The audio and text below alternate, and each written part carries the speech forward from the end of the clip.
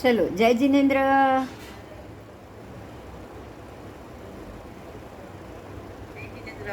जय जिनेन्द्र जय जिनेन्द्र। क्लास शुरू करते हैं। लास्ट क्लास में जो टॉपिक चला था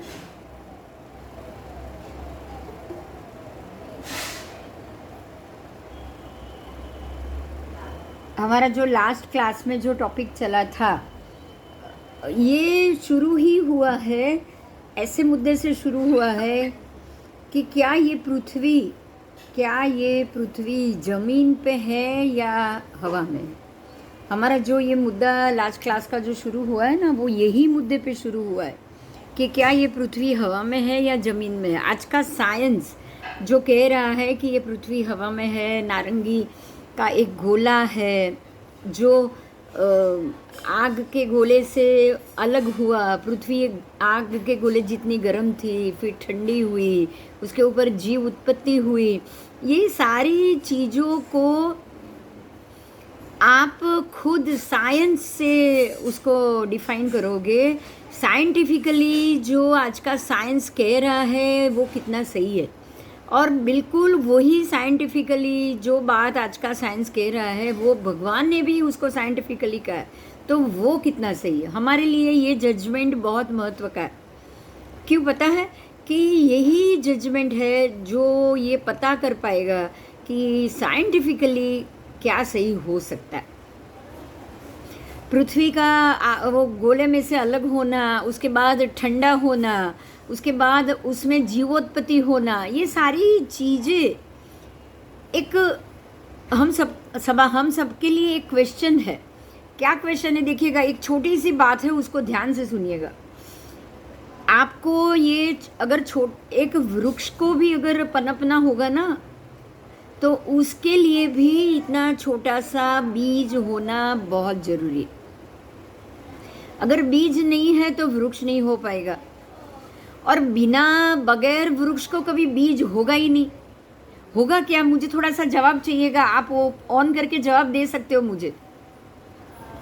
ये सारी चीज हमें समझनी है, साइंटिफिकली समझनी है। नहीं, ऐसे ही आप अगर बोलोगे कि वो वानर, छोटे जीव उत्पन्न हुए, उसमें से वानर बना, और वानर भी धीरे धीरे 2 पैर से चलने लगा, धीरे धीरे उसकी पूंछ निकल गई और धीरे धीरे वो मनुष्य बन गया, ये हाउ इट इज पॉसिबल? एक समझने की बात है। आज भी आपको बिल्कुल जो वानर है उसकी प्रजाति वानर के रूप में ही मिलेगी, एग्जैक्ट वानर के रूप में। वही उसकी पूंछ है, वही वो 2 पैर से चलता है, वो 4 पैर से भी चलता है। उसमें कभी ऐसा हो सकता है कि ये पहले 4 पैर से चलता था, फिर बाद में 2 पैर से चलने लगेगा, उसके बाद उसकी पूंछ निकल जाएगी, उसके बाद उसके ऊपर के शरीर से बाल गिर जाएंगे और फिर वो मनुष्य बन जाएगा? क्या ये पॉसिबल है? बोलो। ऐसे ही ध्यान से सुनिएगा, ये बहुत महत्व का मुद्दा है, क्योंकि यही मुद्दा हमें साइंटिफिकली प्रूव करेगा कि क्या आज का साइंस जो कह रहा है वो सही है। वृक्ष अगर करेले का होगा ना बीज, उसका बीज भी करेले को ही जन्म देगा। अगर किसी करेले के अंदर से आप बीज निकालोगे, उसको जमीन में बोओगे, तो उसमें से करेला ही निकलेगा, आम कभी भी नहीं बनेगा। क्योंकि उसके अंदर जो गुणधर्म है, जो एकेंद्रीय जाति को जन्म देने की शक्ति है, वो बिल्कुल करेले की ही रहेगी। करेले के अंदर से ककड़ी कभी भी उत्पन्न नहीं हो सकती। बिल्कुल इसी प्रकार से आम अगर आप बोओगे तो आम के अंदर से गुठली ही निकलेगी, या फिर एक गुठली के अंदर से आम का ही पेड़ बनेगा। उसमें भी आम की जगह क्या सफरजन हो सकता है? नहीं हो सकता। अब एक और महत्व की बात, बहुत ध्यान से सुनिएगा। साइंटिफिकली अगर हम 2 चीज को मिक्स करते हैं ना, 2 अलग अलग प्रजाति को भी मिक्स करते हैं ना, तो एक तीसरी प्रजाति उत्पन्न होगी। सेम टू सेम कभी नहीं उत्पन्न होगा। ध्यान दीजिए ये बात पे। घोड़े और गधे, एक अगर घोड़ा होगा, सामने फीमेल अगर गधी होगी, दोनों को अगर भोग किया जाए और उसमें से जो बच्चा उत्पन्न होगा, तो ना वो घोड़े जैसा होगा ना वो गधे जैसा होगा। लेकिन वो जैसा आपको पता हो, खच्चर जाति आप जानते हो, जो पहाड़ियों के ऊपर खच्चर की उत्पत्ति होती है, आप उसको सबको खच्चर के रूप में जानते हैं। ना वो घोड़े की हाइट का है और ना ही वो बिल्कुल गधे जैसा है। ये खच्चर में गधे से ज़्यादा ताकत होती और वो ज़्यादा काम कर सकता है। गधे के ऊपर अगर कोई चीज़ लाद दो या अगर कोई बिठा दो तो उसका हम बोलते हैं उसकी दिमाग या उसकी एक जिद है, अगर उसको करना होगा तो ही करेगा, नहीं तो गधा एक तरफ बैठ जाएगा। खच्चर ऐसा नहीं है। खच्चर में घोड़े की ताकत है, क्योंकि घोड़ा और गधे की प्रजाति खच्चर। अब यहाँ एक बात पे ध्यान दीजिए, क्या घोड़ा और गधा दोनों की प्रजाति एक हो जाए तो क्या या घोड़ा हो सकता है या गधा हो सकता है? क्या ये पॉसिबल है? नहीं। ध्यान दीजिएगा, ये बहुत छोटी बात है, लेकिन हमारे लिए ये बहुत बड़ी बात है। बिल्कुल इसी तरह से जो बीज होगा उसके अंदर जो गुणधर्म होंगे बिल्कुल वैसा ही पेड़ होगा। कभी भी ऐसा नहीं होगा कि बीज होगा करेले का और उसमें से उगेगा टमाटर, कभी नहीं हो सकता। बीज होगा टमाटर का और उसमें से उगेगा आम। बीज होगा घोड़े का और उसमें से निकलेगा खच्चर। ये पॉसिबल नहीं है।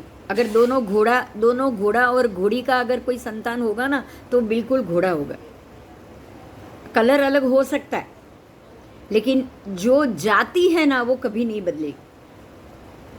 ये बात पे ध्यान दीजिए। फिर से मैं वही टॉपिक वापस लूँगी, क्योंकि कल हमने जो टॉपिक जाना साइंटिफिकली ये बिल्कुल ज़ीरो था, बिल्कुल ज़ीरो। आप किसी भी एंगल से साइंटिफिकली उस टॉपिक को कभी भी प्रूव नहीं कर पाओगे। जिन्होंने जाना उनको तो पता ही है, लेकिन जिन्होंने नहीं जाना, जिन्होंने ये लास्ट लेक्चर नहीं सुना होगा, उनके लिए ये बहुत महत्व की बात है। वो लेक्चर आज हम फिर से उसको जाएंगे, वो रूप से जाएंगे। जिन्होंने पहले सुना है, अब उनके लिए ये इसमें एक सबसे बड़ी जानने वाली बात ये होगी कि ऐसे दो साइंटिफिकली अलग अलग प्रजाति को अगर इकट्ठी की जाए ना तो सेम टू सेम दो में से एक भी प्रजाति उत्पन्न नहीं हो सकती, बिल्कुल नहीं हो सकती। साइंस के रूप में हम जानेंगे ऑक्सीजन और H2O, ये हम जानते हैं। O का मतलब हो गया ऑक्सीजन, H का मतलब हो गया हाइड्रोजन। हाइड्रोजन और ऑक्सीजन दोनों अलग अलग तत्व है। अगर दोनों को इकट्ठा भी किया जाए ना तो भी ऐसा नहीं है कि उसमें हाइड्रोजन डिजोल्व हो गया और खाली ऑक्सीजन बचेगा, नहीं। ये दोनों को अगर मिक्स किया जाएगा तो H2O होगा। यही कारण है आपको कि O1 O2 मतलब ऑक्सीजन, O2 ओजोन वायु, O3 ऐसे वायु में भी अलग अलग प्रकार की प्रजातियां आज का साइंस बताता है। आज का साइंस ये बताता है एक के बाद एक जो लेयर है जो हमारे एटमॉस्फेयर के, ट्रेथोस्फियर या जैसे जैसे आप जाओगे अलग अलग एटमॉस्फेयर आएगा। जो अलग अलग एटमॉस्फेयर है वहाँ की वायु की स्थिति अलग अलग है। ये तो आज का साइंस बता रहा है। परमात्मा ने क्या कहा है जानोगे आज? एक बहुत महत्व की बात यहाँ तो नहीं है, लेकिन हमारे भगवती सूत्र में है। जब आपको आएगा तो वो भी पढ़ने के लिए वापस आएगा, लेकिन अभी बताना बहुत ज़रूरी है। एक बात पे बहुत बहुत गहराई से आप ध्यान दीजिएगा। परमात्मा ने ये कहा है कि जो वायु द्वीप के ऊपर आता है ना, जैसे जम्बू द्वीप ऊपर जो वायु होगा ना, वो वायु कभी भी लवण समुद्र के ऊपर से नहीं बहेगा। जो द्वीप का वायु है वो अलग है और जो समुद्र के ऊपर से जो वायु आता है वो अलग है। यही कारण है। नहीं समझना है आपको, यहीं पे मुद्दा समझना है। जो वायु समुद्र पे आता है वो आपको द्वीप पे नहीं मिलेगा। जो वायु द्वीप में आता है वो समुद्र में नहीं मिलेगा। इसका एक बहुत बड़ा रीज़न ये है कि आपको ये पता होगा कि जब भी हम बोलते हैं कि जब उस तरफ जब हवा आती हो ना तो हमारे यहाँ पवन बंद हो जाता है। हम बहुत बार बोलते हैं जब दरिया किनारे या कहीं पे आप बैठे होंगे तो कि वहाँ जब ज़्यादा पवन, अगर पवन और लहर आएगी ना, तो हमारे यहाँ वो वायु की लहर और पवन बंद हो जाएगी।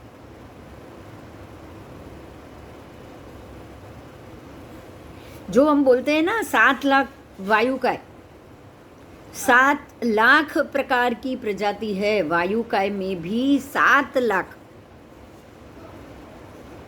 आपका आज का साइंस क्या 7 लाख बता पाए हैं? ऑक्सीजन के अलग अलग अलग लेवल, ऑक्सीजन हाइड्रोजन का मिक्स लेवल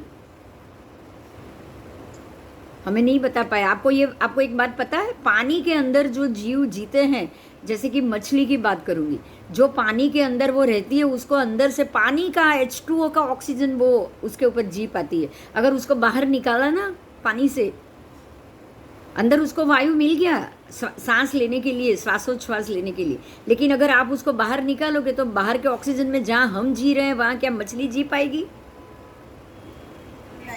नहीं जी पाए। क्यों? वो बाहर का वायु का प्रकार ही अलग है, पानी के वायु का प्रकार ही अलग है। जो बाहर का वायु हम लोग लेते हैं ऑक्सीजन के रूप में, क्या हम पानी के अंदर ले पाएंगे? नहीं। तो पानी, अच्छा अब आप दूसरे तरीके से सोचिए, जैसे कि सांप, जैसे कि देड़का, इनका शरीर ऐसा बना है जो बाहर के वायु में भी जिंदा है, अंदर के वायु में भी जिंदा है, पानी के वायु में भी जिंदा है। ऐसे भी प्राणी है जो पानी से, कछुआ, मगरमच्छ, है कि नहीं?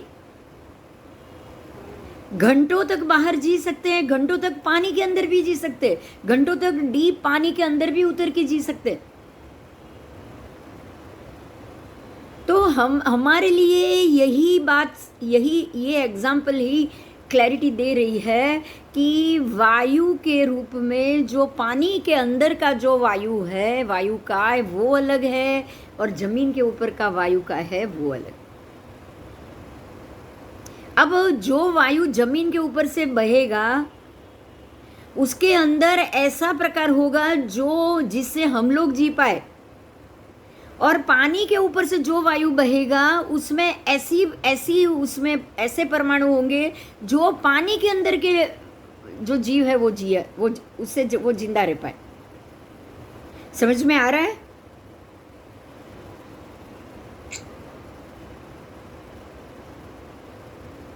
ये आपको आएगा ईशद पुरोगामी वायु, उसका नाम है ये ईशद पुरोगामी वायु।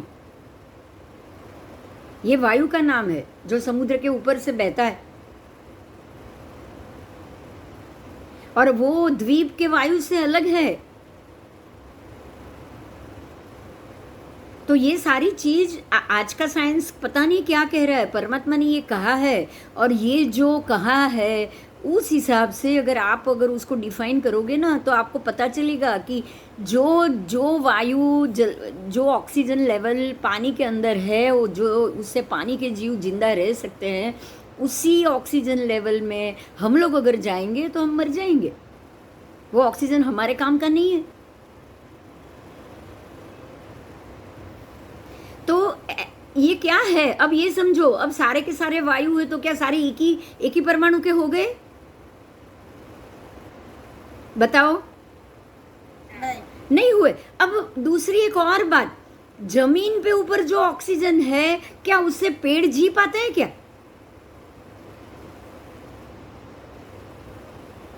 पेड़ पौधे को कौन सा वायु चाहिए?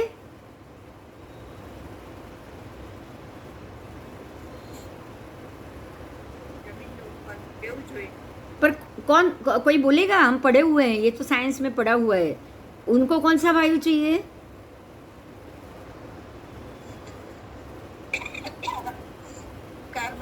Carbon dioxide. जो ऑक्सीजन हम लोगों ने ले लिया है, जो उसमें से जो शुद्ध पार्टिकल है वो श्वास के रूप में लिया, और उच्छ्वास के रूप में जो अशुद्ध पार्टिकल वो जो बाहर निकाला, वही पूरा उल्टा प्रोसेस पेड़ का है। पेड़ कार्बन डाइऑक्साइड खींच लेता है और वो जो बाहर निश्वास में निकलता है ना, वो प्राणवायु निकलता है। तो जो वायु हमें चाहिए वो वृक्ष बाहर निकाल देगा, और जो हम लोग बाहर निकालेंगे वो वृक्ष को चाहिए। यही कारण है कि ये दोनों चीज, वृक्ष और मनुष्य, दोनों ये पृथ्वी पे साथ में ही आएंगे, और अगर लुप्त भी हुए ना तो दोनों साथ में लुप्त हो जाएंगे। समझ में आ रही है अभी ये बात? रात ने दिवसનું ઝાડનું અલગ નથી? ऐसा रात दिन का कुछ नहीं है। हमेशा जो वृक्ष है ना, वो कार्बन डाइऑक्साइड लेगा और प्राणवायु बाहर निकाल देगा। वो जो श्वास लेते हैं ना, एकेंद्रीय जीव है, उसका शरीर है, उसके भी श्वासोच्छ्वास नियत है, उसके भी श्वास उच्छ्वास नियत है। तो जितना वो श्वास लेंगे ना, वो सारा कार्बन डाइऑक्साइड ले लेंगे, और जो बाहर निकालेंगे, मतलब क्या है, जो कार्बन डाइऑक्साइड उन्होंने लिया, जो वायु उन्होंने लिया, उसमें से कार्बन डाइऑक्साइड उन्होंने खा लिया और ऑक्सीजन था वो सब बाहर निकाल दिया। और हम लोग ने क्या किया, ऑक्सीजन ले लिया, हमने भी जो वायु लिया उसमें से ऑक्सीजन ले लिया और कार्बन डाइऑक्साइड बाहर निकाल दिया। हाँ, એમ કહે છે ને કે આની દક્ષા એટલે કેવી રીતે કે રાતના એ લોકો પ્રાણવાયુ લઈને ઓક્સિજન છોડે, એટલે આપણે રાતના ગાડીમાં કે એમાં જવાય કેવી રીતે?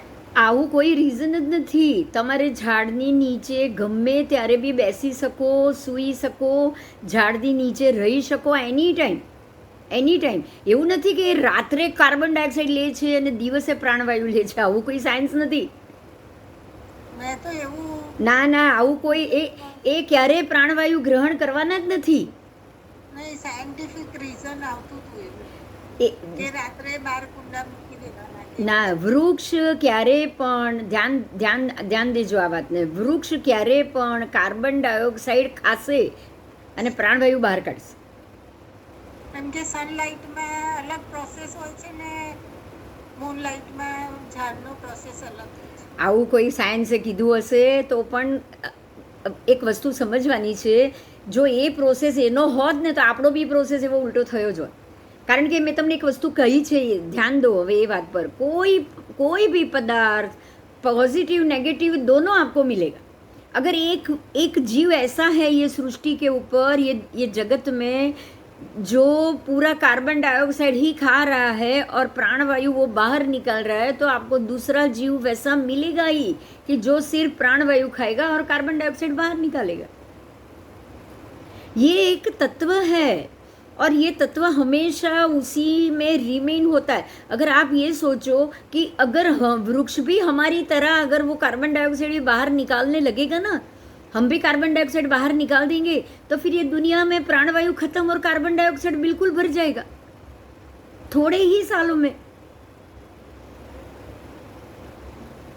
ये एक व्यवस्था है, ये एक व्यवस्था है। जैसे धर्मास्तिका है तो अधर्मास्तिका है ही। आकाश अस्तिका है, सामने तो अवकाश अंतर है ही। लोक है तो अलोक है ही। रात के 12 बजे की धूप है तो रात की 12 बजे की अंधकार भी है ही। 12 आधा दिन है तो आधी रात। बिल्कुल ऐसे ही एक कार्बन डाइऑक्साइड खाने वाला जीव है तो दूसरा ऑक्सीजन खाने वाला जीव है ही। ये सृष्टि का नियम है। तो वृक्ष अगर रात को ये खाए और दिन में ये खाए, ये पॉसिबल नहीं है। उसके पास रात को नहीं सोने के अलग कारण बहुत मिलेंगे, आपको बहुत मिलेंगे। लेकिन वृक्ष हमेशा, कोई भी वनस्पति हमेशा कार्बन डाइऑक्साइड से ही जिंदा रहती। ऑक्सीजन उसके लिए जहर है, वो बाहर निकाल देगी, वो कभी भी ग्रहण नहीं करता। आगे आएंगे, अभी दूसरे जीवों के लिए जाएंगे। बिल्कुल ऐसे ही पानी के अंदर मछली पानी के वायु से जिंदा रहती है और वो ही पानी का वायु हम लोगों के लिए जहर। आपको अगर पानी में डाल दे ना और 1 मिनट तक अगर आपको बाहर नहीं निकाला किसी ने भी, तो तुरंत मर जाओगे, क्योंकि उसमें ऑक्सीजन नहीं है।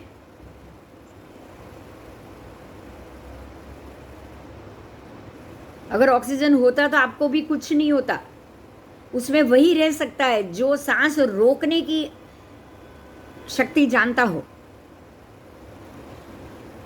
अंदर जो पानी में रहेगा, अगर कोई आधा घंटा भी रहेगा तो वो सांस रोक के ही रह सकता है। बिना अंदर रहकर वो कभी भी सांस नहीं ले पाएगा, क्योंकि अंदर जो मनुष्य के शरीर को जो ऑक्सीजन, जो वायु, प्राणवायु चाहिए, वो आपको पानी के अंदर नहीं मिल सकता। बराबर। तो ये साइंटिफिकली प्रूव है कि पानी के अंदर का वायु और जमीन के ऊपर का वायु दोनों अलग है, दोनों अलग। पानी के अंदर के जीव को वही वायु चाहिए जो पानी का है, और उसके ऊपर बहने वाले भी वायु अलग है। जब समुद्र के भगवती सूत्र में ये खास पाठ है, भगवान ने ये बात बताई है, जब समुद्र में पवन का जोर चल रहा है या वायु वाह रहा हो, तब भूमि पे वो वायु नहीं वाता, भूमि का वायु स्थिर हो जाता है। और जब भूमि के ऊपर जब बवंडर या वंटोल या ऐसे जोर से वायु घूम रहा हो ना, तो समुद्र का वायु स्थिर हो जाता है। अब आपको मैं एक और बात बताती हूँ।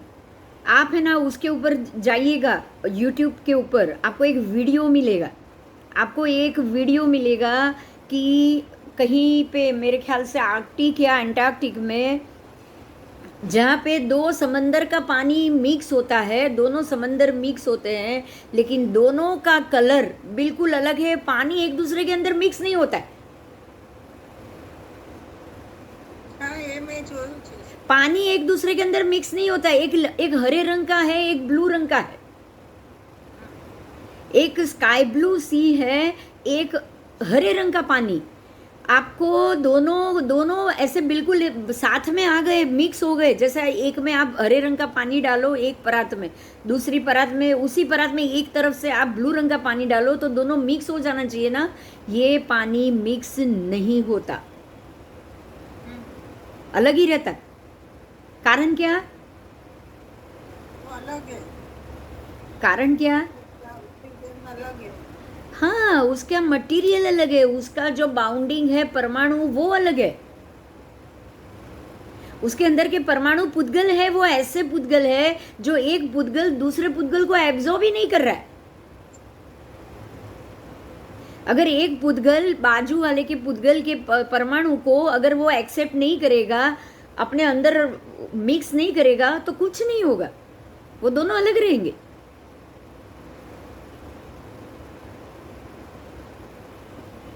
तो जैसे अब ध्यान दीजिए, अगर पानी ऐसा हो सकता है तो क्या वायु नहीं हो सकता? बराबर। हो सकता है, कोई जादू नहीं है इसमें। पानी एक नहीं हो रहा है, पानी अलग दिख रहा है, पूरी आपको दोनों के बीच में से एक बॉर्डर दिखेगी लंबी।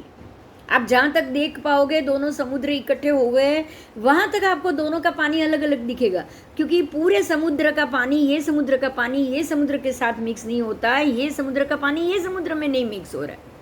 तो पानी अलग मिक्स नहीं हो रहा है, वो विजुअल है, उसको हम देख सकते हैं। तो इसी प्रकार से वायु भी मिक्स नहीं होगा, वो भी विजुअल है, लेकिन हम नहीं देख सकते, सिर्फ केवल ज्ञानी देख सकता है। समझ में आ रही है ये बात? इसीलिए भगवान ने बताया कि समुद्र का वायु और भूमि का वायु दोनों अलग है। जब भूमि का वायु जोर से घूमेगा, बवंडर जैसे घूमेगा, तब जमीन का वायु नहीं घूमेगा, शांत हो जाएगा। और जब जमीन का वायु घूमेगा, तब भूमि का वायु शांत हो जाएगा। केवल ज्ञानी है, देख सकते हैं, तो उन्होंने बता दिया। अब उसको अगर आप वही तत्व की ही बात हुई, ये सारे एक इंद्रिय, वायु भी एक इंद्रिय, तो ऐसे ही ये जल भी तो एक इंद्रिय, वो भी एक इंद्रिय जीव। तो अगर 2 समुद्र का पानी मिक्स एक दूसरे को नहीं ग्रास्प कर रहे हैं, वायु भी नहीं करेंगे, ऐसे अग्नि भी नहीं कर सकता। अब आपको हर एक चीज़ में ध्यान देना है इसमें। ऐसे 2 अग्नि भी हो सकते कि दोनों की ज्वाला अगर अलग अलग होगी ना, तो भी वो एक दूसरे में इकट्ठे नहीं होंगे।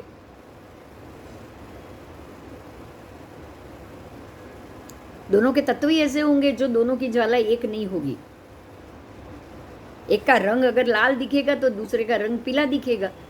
होता है ना ऐसा बहुत बार। હા એ તો ધુમાડા છે ને ઘણી જગ્યાએ વ્હાઈટ હોય છે ને. हाँ बराबर। हमारे तो है ना जो सपना देखते हैं माता, वो तो निर्धूम बिना धुमाड़े का अग्नि देखते हैं ना। ને અમે લોકો જયપુર ગયા હતા ને ત્યાં પણ એવું જ હતું કે કેસરિયા કુંચુનાથનું દેરાસર છે ને ત્યાં બધી જ્યોત વ્હાઈટ જ. वहाँ बद्दी सभी ज्योत वाइट। और आप देखो कहीं भी आप देखोगे ना, जैसे शंखेश्वर में जो अखंड दीवा है उसकी पूरी ज्योत केसर की है, केसरी रंग की है। तो इसका હવાનું પણ કેવું. हाँ, इसका कारण ही अलग है, क्योंकि ये अग्नि के साथ एब्जॉर्ब होगा ही नहीं अगर आप उसको साथ में दूसरा अग्नि भी रखोगे तो आपको यहाँ ये बात पे बहुत ध्यान से समझना है कि जो अलग अलग वायु में जो तत्व है उसके जो पुद्गल परमाणु है, जो एक परमाणु इकट्ठे होके वो अलग बाइंडिंग बनता है, तो बाइंडिंग बना रहा है वो बाइंडिंग अगर दूसरे अलग प्रकार के वायु के साथ अगर आप उसको जोड़ना भी चाहो ना, वो नहीं जुड़ सकता। यही रीजन है कि पृथ्वी का एकेंद्रिय में भी एक वनस्पति के जो गुण धर्म है, जो उसके पुद्गल परमाणु है, करेले के जो पुद्गल परमाणु होंगे वो कभी भी आम नहीं बन पाएगा या सफरजन नहीं बन पाएगा। ठीक है। अब अगर मैं ये पाठ पढ़ रही हूँ, फिर से ध्यान से सुनिएगा। अब अगर आप ये पाठ पढ़ोगे ना, तो मैं फिर से पढ़ रही हूँ, अब आपको समझ में आएगा कि जो साइंस बता रहा है वो सारा का सारा अंधेरे में तीर छोड़ा है उसने, सारे में बवंडर है, कुछ भी बोला है, कुछ भी बोला है, कुछ भी बोला है। अब मैं पढ़ने जा रही हूँ, फिर से ध्यान से सुनिएगा। जिस पृथ्वी पर हम निवास करते हैं वह मिट्टी पत्थर का एक नारंगी के समान चपटा गोला है। उसका व्यास लगभग 8000 मील, परिधि 25,000 मील। वैज्ञानिकों के मत के अनुसार आज से खरबों वर्ष पूर्व किसी समय ये ज्वालामयी अग्नि का गोला था। ये अग्नि धीरे धीरे ठंडी होती गई और अब यद्यपि पृथ्वी का धरातल सर्वत्र शीतल हो चुका है, तथापि अभी इसके गर्भ में अग्नि तीव्रता से जल रही है, जिसके कारण पृथ्वी का धरातल भी कुछ उष्णता के लिए हुए है। नीचे की ओर खुदाई करने पर उत्तरोत्तर अधिक उष्णता पाई जाती है। कभी कभी ये भूगर्भ की ज्वाला कुपित होकर भूकंप उत्पन्न कर लेती है और कभी ज्वालामुखी के रूप में फूट पड़ती है, जिससे पर्वत, भूमि, नदी, समुद्र आदि के जल और स्थल भागों में परिवर्तन होता रहता है। इस अग्नि के ताप से पृथ्वी का द्रव्य यथा योग्य दबाव और शीतलता पाकर नाना प्रकार की धातु, उपधातु एवं तरल पदार्थों में परिवर्तित हो गया है, जो कोयला, पत्थर, लोहा, सोना, चांदी, जल, वायुमंडल के रूप में दिखाई देता है। अब आओ, अब फिर से यही बात समझो। देखो, मैंने इसलिए आपको सबसे पहले ये सारी बातें बताई। क्या आपको ये लग रहा है कि ये कोयला का परमाणु कभी भी शांत होकर पानी में ट्रांसफर हो सकता है? बताओ। कोयला, जलता हुआ कोयला या कोयले के जो पुद्गल परमाणु है वो कभी भी बर्फ बन सकता है क्या? एक अगर पृथ्वी अगर आग के तो गोले की तरह, अगर धुआंधे की तरह जल रही हो, तो वो कभी भी बर्फ जैसी या बर्फ जैसी शीतल हो सकती है क्या? नहीं हो सकती, नहीं हो सकती। हम ये समझेंगे, इनका कहना ये है कि पृथ्वी पहले आग का गोला था, गर्म थी, अब ठंडी हो गई, लेकिन फिर भी जमीन के नीचे दबी हुई आग है जो ज्वालामुखी के रूप में बाहर आ रही। तो ज्वालामुखी तो हर जगह दबी हुई होगी। अगर दबी हुई है तो हर एक जगह तो ज्वालामुखी होता नहीं है। पहले तो वो दबी हुई आग हो और वो ज्वालामुखी हो, तो दबी हुई आग जब भी भड़केगी, आग ही भड़केगी। ध्यान दीजिए इस बात पे। जहाँ पे पानी, आपको पता है ये उत्तरांचल में बद्रीनाथ, केदारनाथ, ऐसे बर्फ वाले जो एरिया बिल्कुल बर्फ वाले हैं, उसमें भी गर्म पानी के झरे हैं। कुल्लू मनाली में है, अपने राजगिरी, व्यवहारगिरी में भी है। भगवान महावीर स्वामी ने ये उसमें बताया है। આ રાજગીરીમાં છે હું જોયા નથી. हाँ, भगवती सूत्र में है ये, राजगिरी पर्वत में भी ये गर्म पानी का झरा है। जिस परमात्मा ने एक ही जवाब दिया उसके लिए, किसी ने पूछा तो परमात्मा ने एक ही जवाब दिया है कि यहाँ पे जो भी योनि होती है 3 प्रकार की होती है। एक है शीत योनि, एक है उष्ण योनि, तीसरी है शीतोष्ण योनि। शीत और उष्ण दोनों, एक है गर्म योनि, दूसरी है ठंडी योनि बिल्कुल, तीसरी है ठंडी गर्म सम योनि। तो यहाँ जहाँ जो योनि के जीव आ जाएंगे, उत्पत्ति स्थान हो जाएगा, वहाँ पे वो योनि उत्पन्न हो जाएगी बस।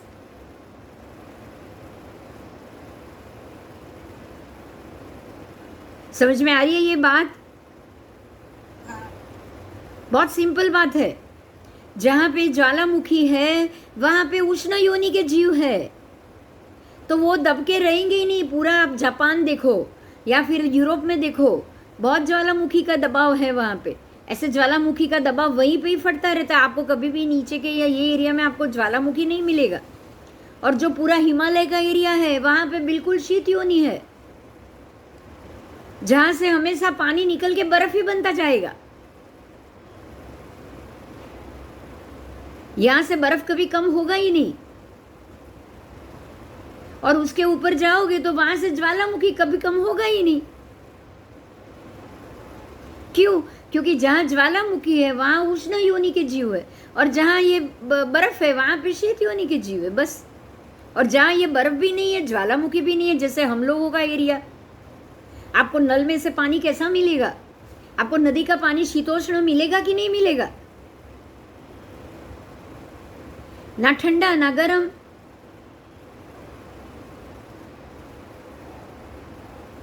धूप से गर्म हो अलग बात है, ठंडी हवा से ठंडा हो वो दूसरी बात है। तो क्या पृथ्वी का ऐसा जलते हुए आग का होना, फिर ठंडा होना, फिर कभी कभी आग का फटना पॉसिबल नहीं है ये। आओ आगे जाएंगे।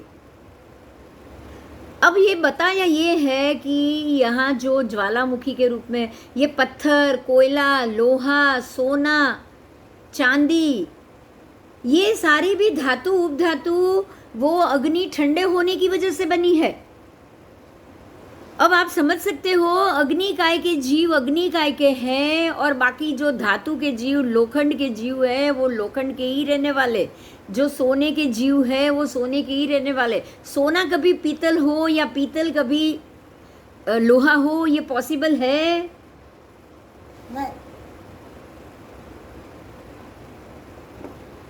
ये समझने की बात है हमारे लिए। तो साइंस खुद जानता है लोहा को वो कुछ भी करे सोना नहीं बन सकता, जानता है ना साइंस ये।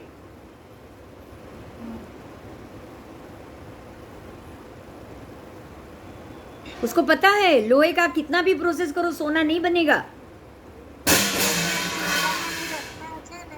पारस मणि थी बनी जाए छे ते एवी बात आवे छे रंग। वो हम बोलते हैं उसको क्या बोलते हैं, एक तेजन तुरी धातु होती है, वो भी एक धातु है, जमीन से निकलती है ये धातु, तेजन तुरी नाम है उसका। और अगर वो धातु उसकी मिट्टी जैसा पाउडर है, वो धातु को अगर आप उसके ऊपर लगा दो लोहे के ऊपर, और उसको वो धातु के अंदर लोहे को जैसे मिश्रण और ऐसा कर लो, तो फिर उसके स्पर्श से वो हो जाएगा। हाँ, पर वो धातु भी धातु के रूप में है, वो जमीन से बाहर वो धातु के रूप में ही मिलेगी आपको, हर जगह नहीं मिलेगी। हाँ, अगर आप ढूंढ पाए तो हो जाएगा।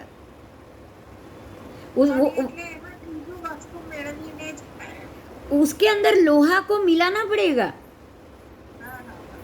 अगर लोहे को मिलाया तो ही वो बन पाएगा, नहीं तो नहीं बन पाएगा।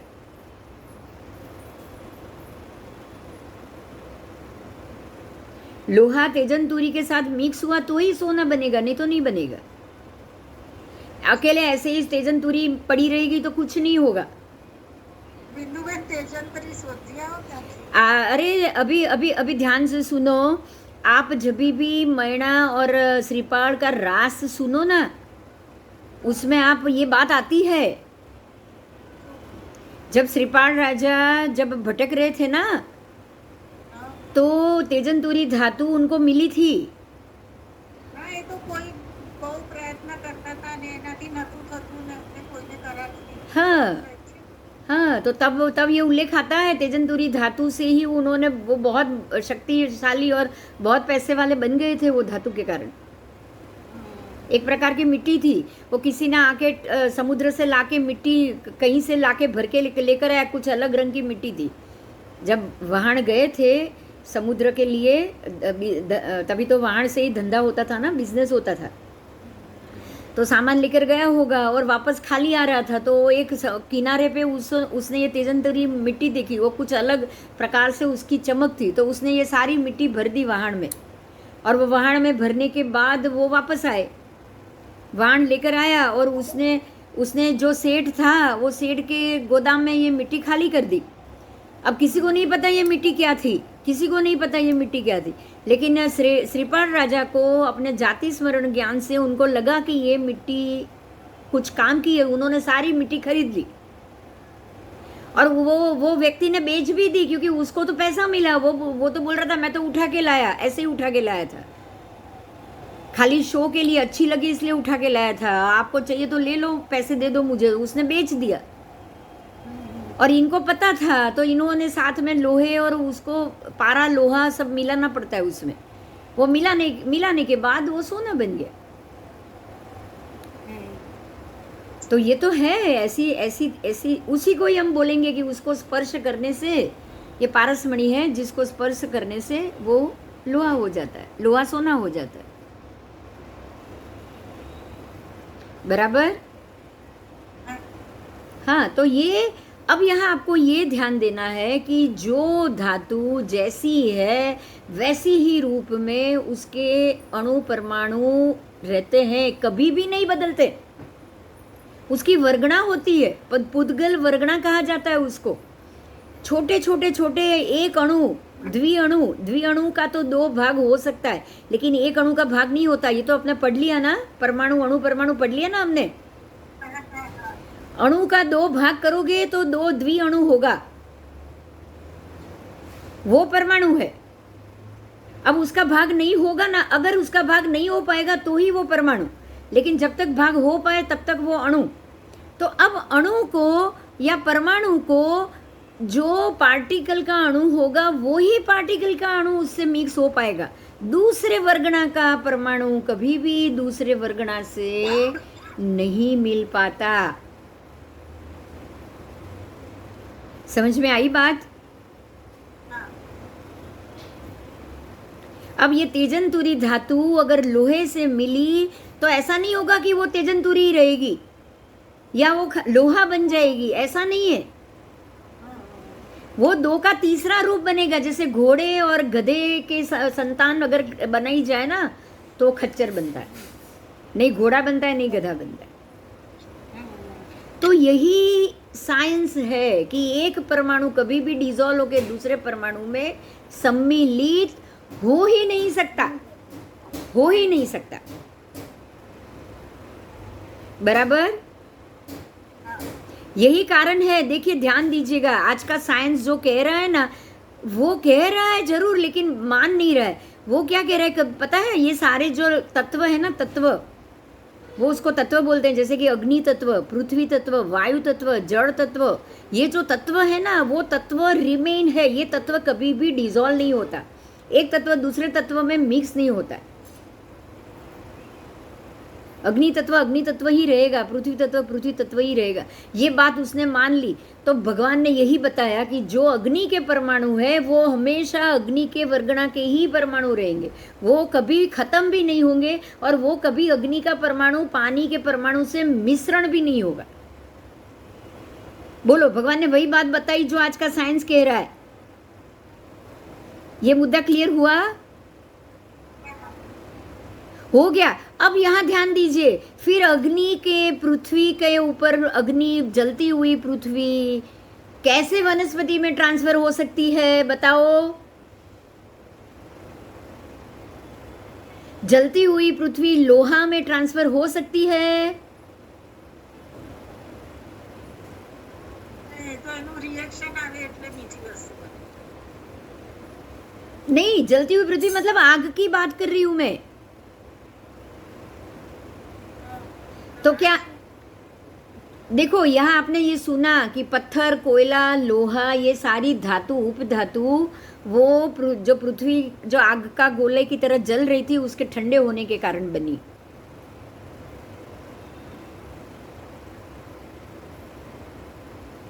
तो वो पृथ्वी के ठंडे होने के कारण से उनके परमाणु क्या लोहे में तब्दील होंगे? आप क्या समझे ये बताओ, चलो, बहुत जरूरी। ना, नहीं बने, नहीं बने, हाँ, क्यों नहीं होगा बताओ। क्योंकि अलग परमाणु है। हाँ, उनकी वर्गना ही अलग है। आग के गोले के जो पुद्गल परमाणु है उसकी वर्गना अलग है। अग्नि के गोले के जो पुद्गल परमाणु है उसकी वर्गना अलग है। बर्फ के गोले की जो पुद्गल परमाणु है उसकी वर्गना अलग है। ऐसे ही सामान्य पानी की जो पुद्गल वर्गना है वो वर्गना अलग है। तभी तो ये दो समंदर का पानी एक नहीं हो रहा है, क्योंकि दोनों की वर्गना अलग है। हर एक इसी प्रकार से हर एक धातु, जैसे लोहा उसकी वर्गना अलग, जैसे कि सोना उसकी वर्गना अलग, जैसे चांदी उसकी वर्गना अलग, तांबे की वर्गना अलग, एल्यूमिनियम की वर्गना अलग, डायमंड हीरे की वर्गना अलग। अगर ऐसा होता तो हर कोई हीरा बना लेता। आज जो सीवीडी हीरा होते हैं ना, क्या वो हीरा और ये कोहिनूर हीरा और सीवीडी हीरा, क्या दोनों की वैल्यू, दोनों के परमाणु एक हो सकते हैं क्या? नहीं।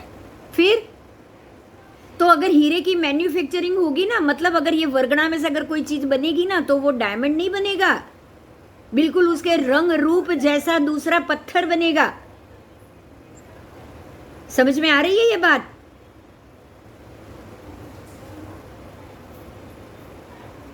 अब पृथ्वीने आग ભેગું થાય તો ત્રીજી વસ્તુ બની શકે? त्रीजी वस्तु हो सकती है, लेकिन ये धातु नहीं बनेगी। પણ એનું સ્વરૂપ તો ચેન્જ થઈ શકે। स्वरूप चेंज हो सकता है, लेकिन धातु नहीं बनेगी। लोहा नहीं बन सकता, चांदी नहीं बन सकती, सोना नहीं बन सकता। હા, એ બરોબર। हाँ, तो आप आज जैसे देखो देखो, ध्यान से ध्यान दीजिए, अभी एक और बात पे ध्यान दीजिए। कोयला गर्म होगा तो उसका स्वरूप अलग है, ठंडे कोयले का स्वरूप अलग है, और जो बूझा हुआ है उसका स्वरूप अलग है कि नहीं है? हाँ। अब तीनों का स्वरूप अलग है। तो अब वो बूझे होने के बाद वो राख बन गया। समझ में आ रहा है? वो राख बन गया, लेकिन क्या वो कोई धातु में तब्दील हुआ? नहीं, नहीं।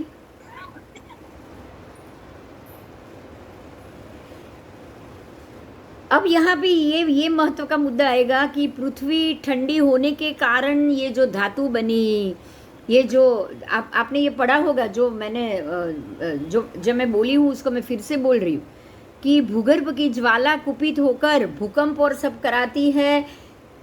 पत्थर, कोयला, लोहा, सोना, चांदी और जल मंडल और वायुमंडल के रूप में दिखाई देता है। ये कैसे पॉसिबल है? ये पॉसिबल है क्या? हाँ, नहीं, ये बिल्कुल पॉसिबल नहीं है। अगर जल, अगर वो जो जलती हुई पृथ्वी आग ठंडी हो गई, अगर वो जल बन जाएगी ना, तो जल के पुद्गल परमाणु वर्गना और उसकी योनि और उसका उत्पन्न होना, मतलब ये हो गया कि उससे पहले जल ही नहीं था। मतलब ये हो गया कि उससे पहले ये धातु ही नहीं थी, एक इंद्रिय की योनि ही नहीं थी। कुछ समझ में आ रही है ये बात?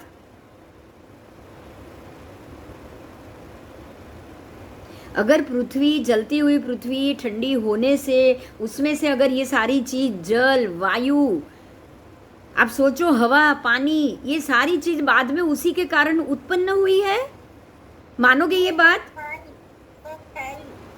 हाँ, सब पहले से ही था। यही तो बात है, यही तो बात है कि आज का साइंस कह रहा है ये इसी के कारण से पृथ्वी भी बाद में उत्पन्न हुई है। और पृथ्वी गर्म थी, उत्पन्न हुई तब गर्म थी, आग सूर्य में से अलग हुई। वो पृथ्वी का गोला सूर्य का ही एक भाग है जो अलग हुआ। उसके बाद वो ठंडा हुआ, ठंडा होने के बाद कहीं कहीं से ठंडा हुआ तो वहाँ से जल, वायु, फिर ये धातु, ये सब चीज़ उसमें से बनी। ये बात संभव है? नहीं। क्यों? क्योंकि आज भी जल कभी वायु में ट्रांसफर नहीं होगा, वायु कभी अग्नि में ट्रांसफर नहीं होगा, अग्नि कभी भी हवा में ट्रांसफर नहीं होगा, हवा कभी जल नहीं बनेगी। समझ में आ रही है ये बात? बस तो यही कारण है कि साइंस की ये सारी बातें उसके सामने साइंटिफिकली बात हमको ज़ीरो लग रही है। साइंस की इसी बात में कोई भी साइंटिफिकली जवाब नहीं मिल रहा है। आपको मिल रहा है, मेरे को तो नहीं मिल रहा है। तो आपने શું ભણ્યા બધું? हाँ, तो ये ज्ञान सामान्य ज्ञान था। अब आप पढ़ रहे हो, सम्यक ज्ञान पढ़ रहे हो। सम्यक ज्ञान और सामान्य ज्ञान में यही अंतर है। सम्यक ज्ञान और सामान्य ज्ञान में यही अंतर है। ये सबको नहीं मिलने वाला। परमात्मा की वाणी क्या सबको मिलती है? नहीं मिल पाती। सबको ये वाणी, सबको ये शब्द, सबको ये सुनना, समझना नहीं मिल पाएगा। अगर मिलेगा तो समझ भी नहीं पाएंगे। हाँ, આને મિશ્રણ કહેવાય કે સંયોજન કહેવાય? શું કહેવાય? મિશ્રણ એટલે બે ભેગું થાય, मिश्रण બદલાઈ જાય। मिश्रण में क्या है? देखिए फिर से, अब बहुत अच्छा क्वेश्चन, ध्यान से सुनिए। ऑक्सीजन और हाइड्रोजन दोनों अलग अलग है, दोनों अलग है। ऑक्सीजन अलग है, हाइड्रोजन अलग। अब दोनों मिक्स हो गया तो H2O बना। आज के साइंस के हिसाब से पानी जो संयोजन हुआ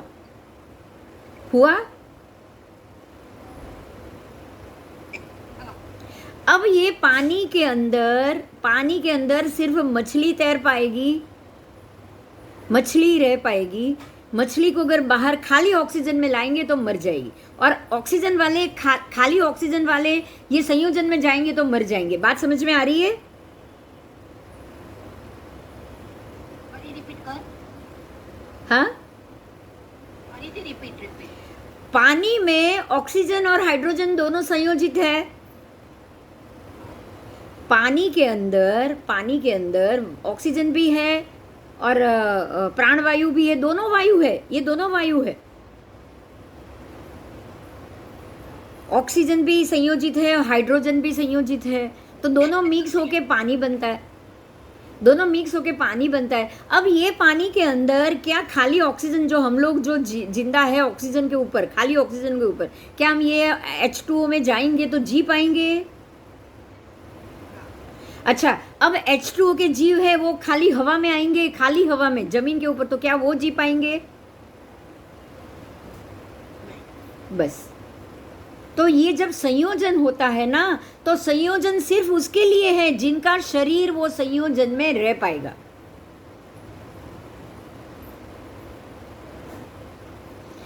ऐसे ही जो सांप है, बिच्छू है, मगर है, वो सारे संयोजन में रह पाते हैं। तो जो संयोजन में रह पाते हैं वो पानी में भी रह पाएंगे, वो बाहर भी रह पाएंगे, क्योंकि उनका जो शरीर बना है वो संयोजन का बना हुआ है। वो पानी के कारण ही, ध्यान दीजिएगा, जो खाबोचिया का पानी है ना, उसी के कारण बिच्छू की उत्पत्ति होती है, उसी के कारण डेढ़ का जन्म लेता है कि नहीं लेता है? ये संयोजन के कारण उत्पन्न होते हैं वो। तो जो संयोजन के कारण उत्पन्न हुए वो उसी में भी जी पाएंगे और वो बाहर भी जी पाएंगे, क्योंकि उनका शरीर ही वैसा बना है।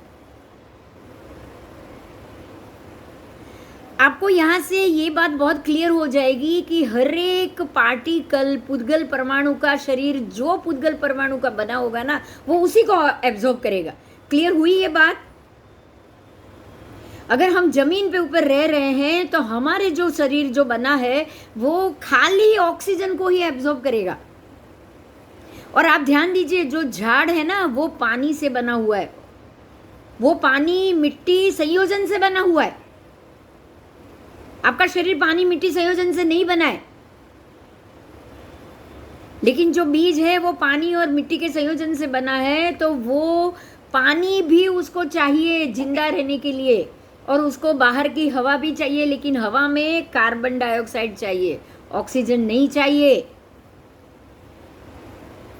તો એમ કેમ કહે છે કે પાંચ મહાભૂતનું બનેલું શરીર पंच महाभूतમાં ભરેલું છે? बस ध्यान दो, यही बात फिर से सुनो। पंच महाभूत में बना हुआ शरीर जब भी जलाया जाएगा या जमीन के अंदर दाटा जाएगा तो जो पंच महाभूत है वो पांचों भूत अपने अपने भूत में मिल जाएंगे।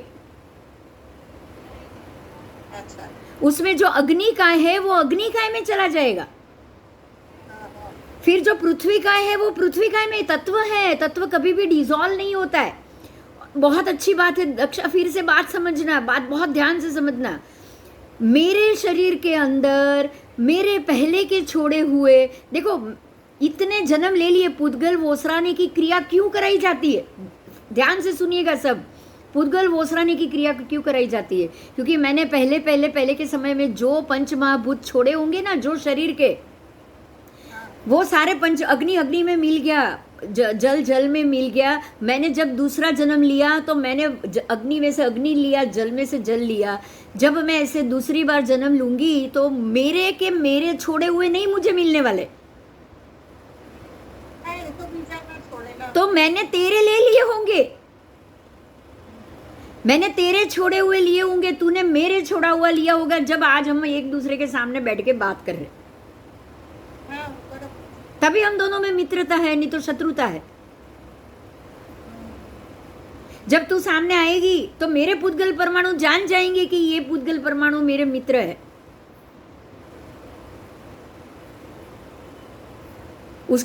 उसके ऊपर जो कर्म का लेयर लग रहा है ना, હા હા वो कर्म के हिसाब से वो काम करेंगे। बस यही कारण है कि गर्भ में आया हुआ बच्चा भी अगर उसको उसके पुद्गल परमाणु जान लेना कि वो जो पुद्गल परमाणु से बन रहा है उससे मुझे शत्रुता निभानी है, तो वो गर्भ में ही मर जाएगा। और अगर शत्रुता निभानी होगी ना उसको, तो वो माँ को भी लेके जाएगा, साथ में मार के जाएगा। બરોબર છે પરમાણુમાં જઈએ अब समझ में आ रही है? अब पंचमहाभूत क्लियर हुआ आज? હા હા હા એક સવાલ છે हाँ बोल, हेलो। हाँ बोल। અચ્છા હવે સમજો 5 ભાઈઓ છે અને એ પણ આવી રીતે થયું હોય અને आ- પછી आज पोजीशन वो पांचों ने पहले के जो हमको नहीं पता, हमने पहले के जो किसके छोड़े हुए पर तत्व लिए हैं ये हम कोई नहीं जानते। जो हमारे अब सुनिएगा, ध्यान से सुनिएगा। जो हमारे आत्मा के ऊपर कार्बन वर्गणा लगी हुई है ना, कार्बन वर्गणा वो भी परमाणु है। कार्बन वर्गणा भी एक परमाणु, हर एक वर्गणा परमाणु। तो जो कार्बन वर्गणा लगी हुई है वो कार्बन वर्गणा के तहत हम वो ही कुटुंब में जन्म लेंगे जहां से हमें कर्म का लेन देन चुकाना है। तो जहां हमें कर्म का लेन देन चुकाना होगा, समझो माँ बाप से चुकाना होगा, तो उसकी प्रक्रिया गर्भ से शुरू हो जाएगी। अगर माँ से वो बच्चे की शत्रुता है तो वो गर्भ में बच्चा आते ही माँ को बीमारी, तकलीफ, मृत्यु तुल्य कष्ट और हर तरीके की परेशानी शुरू हो जाएगी। अगर उसको उसके भाई बहन से का लेन देन चुकानी है, अगर बुरी चुकानी है, तो वो अपने भाई या किसी दूसरे भाई से जन्म लेने के बाद उसकी शत्रुता शुरू हो जाएगी, आपको पता भी नहीं चलेगा, और वो कर्म की वर्गणा आपके अपना अपना काम शुरू कर देगी। और अगर मित्रता निभानी होगी तो कहीं ऐसा भी होगा कि किसी भाई को किडनी की जरूरत हो और दूसरे भाई ने किडनी दी हो, ऐसा भी होगा। तो ये जो सारा जो लेन देन है, वो जो हमारे पुद्गल, छोटे छोटे पुद्गल जो शरीर का असंख्य, पता है कितना असंख्य परमाणु, और जो कार्मण वर्गणा कितनी, देखो आज मुद्दा निकला है, मैं बहुत क्लियर करना चाहूंगी। कार्मण वर्गणा कितनी लगी हमारे ऊपर, जानते हो आप? कोई बता सकता है? आत्मा का प्रदेश का भाग कितना है ये तो जानते हो ना? कितना? असंख्य प्रदेश, मतलब 14 राजलोक जितना प्रदेश है एक आत्मा के ऊपर। तो फैलाय છે ને शैलेशीकरण। वो शैलेशीकरण के वक्त फैलाता है, लेकिन वो फैलाता ही इसलिए है क्योंकि उसका प्रदेश भाग ही उतना है। जो 14 राजलोक के असंख्य योजन है, उतने ही हर एक आत्मा का प्रदेश भाग है। अब आप ये सोचो कि जितना प्रदेश भाग है वो सबके ऊपर कार्मण वर्गणा लगी हुई है, तो हमारे ऊपर कितनी कार्मण वर्गणा लगी हुई होगी? ज्यादा से ज्यादा 14 राजलोक जितनी। समझ में आई बात ये? तो अब ये सारी वर्गणा को उतारने में कितना समय जाएगा? ये उतरेगा नहीं जब तक ये कार्मण वर्गणा उतरी नहीं, तब तक मोक्ष हो पाएगा? बस बहुत इजी है, यही गणित है बस।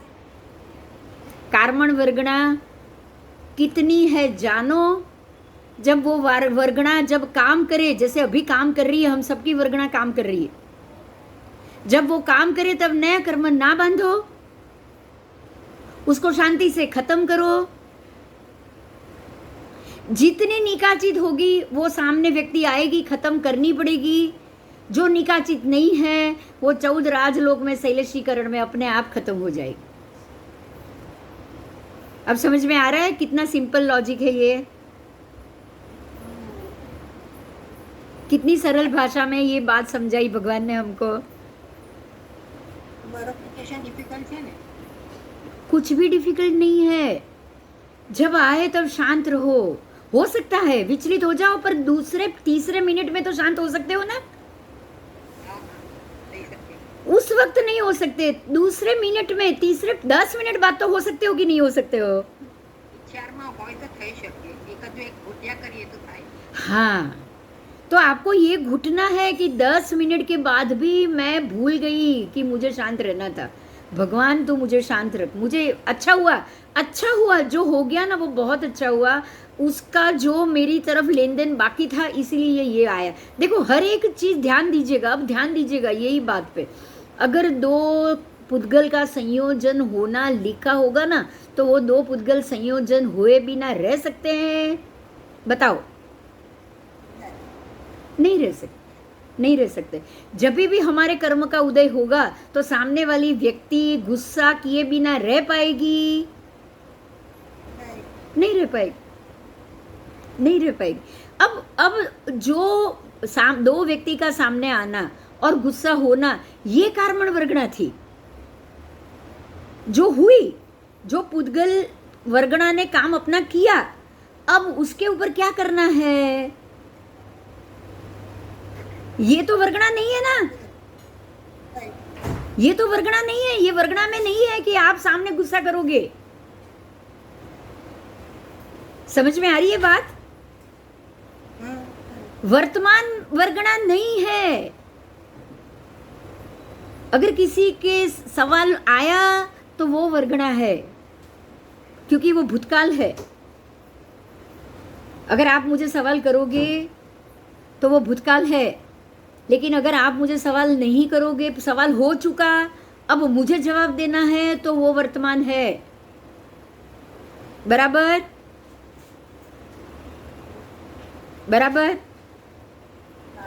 तो वर्तमान मेरे हाथ में है बस। हाँ, हो सकता है क्योंकि अभी हम कौन सी लेशिया से जा रहे हैं हम नहीं जानते। तो हो सकता है गुस्सा आ जाए, हो सकता है 2 शब्द बोल दे, हो सकता है रोना भी आ जाए। तो रोना आना, 2 शब्द बोलना और गुस्सा करना, ये सारा द्वेष भाव। ये द्वेष क्यों हुआ? क्योंकि हमें अपने ऊपर राग है। ये मुझे आके कैसे बोल सकता है? हमें अपने ऊपर राग है। अगर आपने ये ले लिया ना कि ये सारा इसने बिंदु को बोला है, मेरे आत्मा को तो कुछ नहीं बोला है, ये जन्म में बोला है, अगले जन्म में थोड़ी कुछ कहने आएगा। ये तो 5 मिनट बाद सोच आ सकती है कि नहीं आ सकती, बताओ।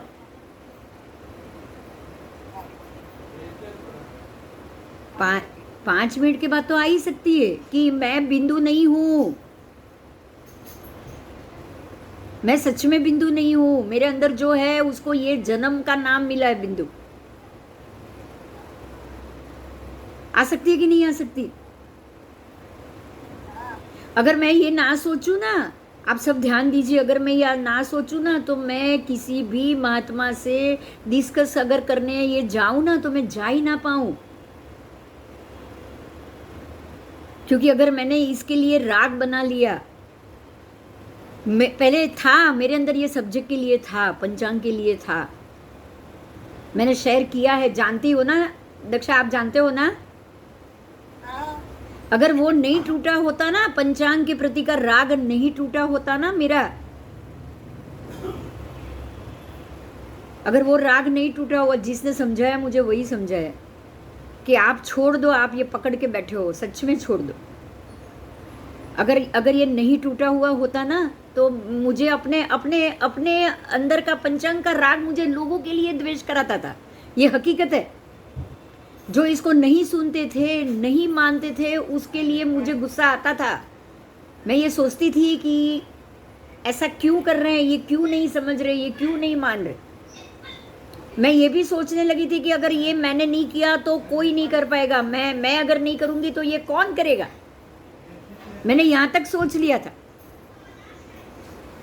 मगर एक भाई मिले मुझे, जो एक व्यक्ति, उनका नाम भी मैं अभी आपको बताना चाहूँ। उन्होंने ये समझाया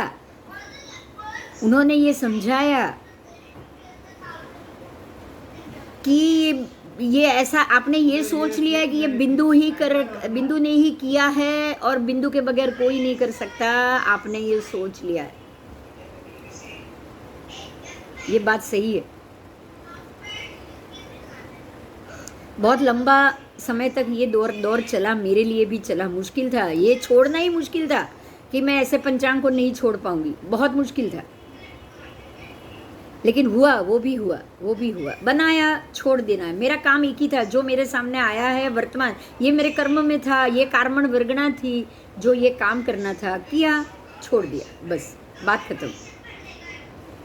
ऐसे ही अगर कोई सामने आ रहा है, आपके किए हुए काम पे उसको गुस्सा आ रहा है, तो काम करो, फिर छोड़ दो।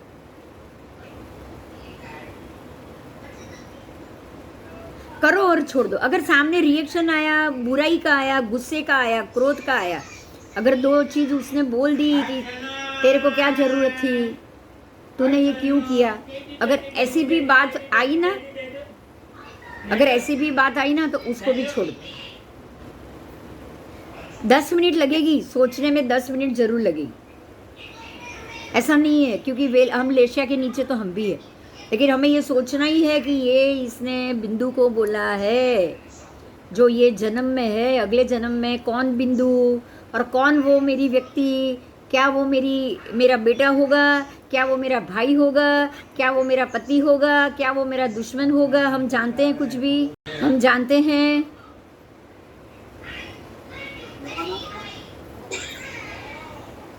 बोलो। बहुत सारा सत्य। हाँ, आज के टॉपिक में कोई प्रश्न, यही हमें समझनी है। जो जगत और जो पृथ्वी, जो आज का साइंस बता रहे हैं ना, ज़ीरो है, बिल्कुल ज़ीरो। और ये कंपैरिजन हम हर एक लेक्चर में, हर एक टॉपिक में, हर एक मुद्दे पे करेंगे। ये मुद्दा इसीलिए ज़रूरी है ताकि आपको ये पता चलता जाए कि साइंस जो कैलकुलेशन बता रहा है, क्या वो साइंटिफिकली है। आज आपने आज के साइंस का एक भी कैलकुलेशन साइंटिफिकली जाना, ये बताओ, चलो। नहीं जाना, क्योंकि वो यही कह रहे हैं कि एक तत्व कभी दूसरे तत्व में डिसॉल्व नहीं होता। वो भी यही कह रहे हैं, और वो यही कह रहे हैं कि वो अग्नि का गोला ठंडा होके पानी बन गया, वही वायु बन गया, वही वनस्पति बन गया। वही कह रहे हैं ना, वो भी बात। उनकी आपको दोनों बातें सामने आई। एक बात ये आई कि ये कभी भी एक तत्व दूसरे तत्व में डिजोल्व नहीं होता है, और दूसरी ये बात आई कि अग्नि ही पानी बन रहा है, अग्नि ही वायु बन रहा है, अग्नि ही वनस्पति बन रहा है, तिर्यंच ही मनुष्य बन रहा है। बोलो, ये भी नई बात आई। वानर है तिर्यंच, वानर में से मनुष्य, तो वो तिर्यंच कभी मनुष्य में ट्रांसफर हो सकता है क्या? हाँ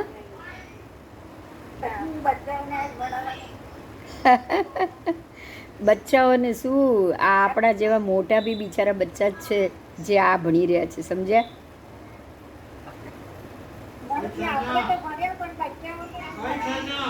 હા, પણ હવે ભાઈ એમાં પણ જો જેના ભાગ્યમાં લખ્યું હશે ને એ જ આ જગ્યા સુધી પહોંચશે દક્ષા, આપણા હાથની વાત જ નથી.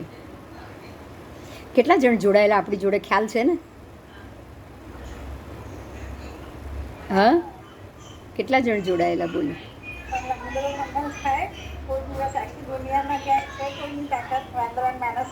હા, છે કોઈની તાકાત? બોલો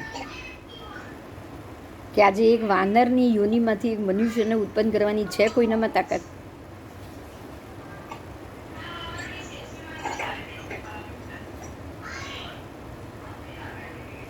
बोलो अभी ये प्रश्न आज यहीं पे ही ख़त्म करें, 8 बज चुके, वैसे भी टॉपिक बहुत अच्छा चला है, उसको ही एंजॉय करेंगे.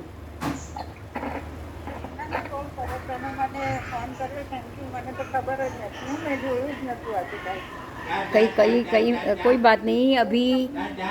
अभी जो हमारे आगे के जितने भी लेक्चर होंगे ना, ये सारे साइंस के साथ कंपैरिजन का ही होगा, ठीक है? आपको बहुत कुछ सीखना मिलेगा, बहुत कुछ सीखना मिलेगा. इन तत्वों को हम फील करेंगे, समझेंगे कि जो तत्व मेरे शरीर के अंदर मैंने जब जन्म के वक्त धारण किए थे ना, तो कौन किसके अग्नि में से मैंने अग्नि लिया है मैं नहीं जानती, लेकिन जैसे ही वो सामने आएगा मेरी कार्बन वर्गना काम करना शुरू कर ले. ये सारा पूर्व नियोजित. कार्बन वर्गना को कैसे मालूम पड़ा कि ये सामने वाली व्यक्ति है, उससे मुझे दुश्मनावट करनी है? बोलो.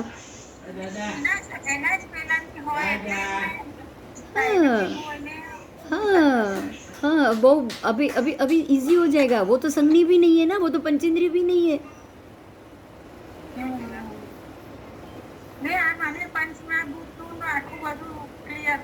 हाँ, एकदम क्लियर. और वो कौन हमारे शरीर में हम किसका लेकर आए वो भी क्लियर हो गया.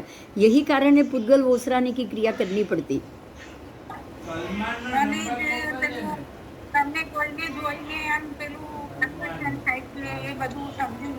अचानक अगर रोड पे खड़े हो और कुत्ता आके काट जाए, सबको तो काटेगा नहीं, वो सबको तो काटेगा नहीं, उसको ही काटेगा जिसके अंदर उसके अशुद्ध पूर्ण पुद्गल होंगे, मतलब जो शत्रु लेने के ये शत्रुता वाले. इसके पंच महाभूत उसके पंच महाभूत शत्रुता वाले होंगे.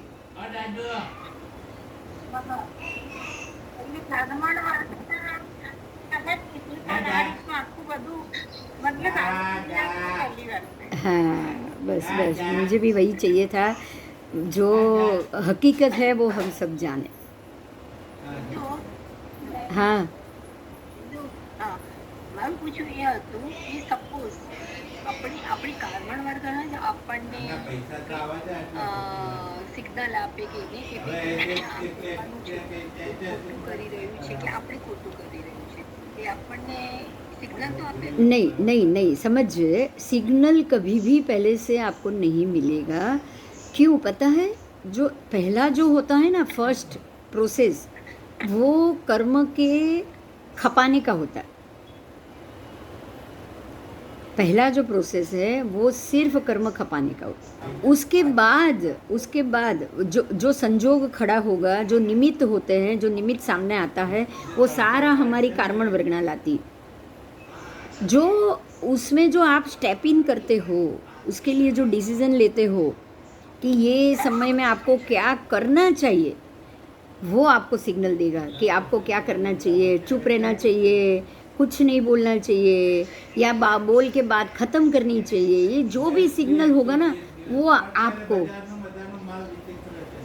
आपका अपना कर्म होगा। जो नया बंधने वाला होगा वही आपको सिग्नल देगा, जो अंदर से फील कराएगा। ચુંબક અને ઇલેક્ટ્રિસિટીમાં જેમ હોય છે ને એ ટાઈપનું થયું. हाँ, कि वर्गणा तो ये वर्गणा है, उसको तो भान ही नहीं है कि मैं अच्छा कर रहा हूँ या मैं बुरा कर रहा हूँ। कोई भी चीज़ अच्छी हो रही है या बुरी हो रही है, वर्गणा को नहीं पता है। एक गर्भस्थ शिशु जो वर्गणा से बनता है पेट के अंदर, ऐसे आप हजारों गर्भ में बच्चे देखो, और ये एक बच्चा देखो जो अपनी माँ को भी और खुद भी मर गया, माँ को भी मार के चला गया। वर्गणा तो एक ही है ना सबकी। तो बच्चा बनाते वक्त या बच्चे को जन्म देना है, मुझे एक बच्चा चाहिए, जब माँ बाप सोचेगा तब कोई सिग्नल नहीं होता। अगर सिग्नल हो गया तो कर्म पूरा कैसे होगा? इसीलिए भूतकाल हमारे हाथ में नहीं होता, क्योंकि भूतकाल ही कार्बन वर्गणा है, हमारे बंधे हुए कर्म है जो हमारे सामने आके खड़े हो जाते हैं। वो हमारे हाथ में नहीं, लेकिन जब वो निमित्त पूरा आ जाए सामने, तब क्या करना है वो हमारे हाथ में। बराबर? जय जिनेंद्र। अगले क्लास में भी हम मिलेंगे। जय जी।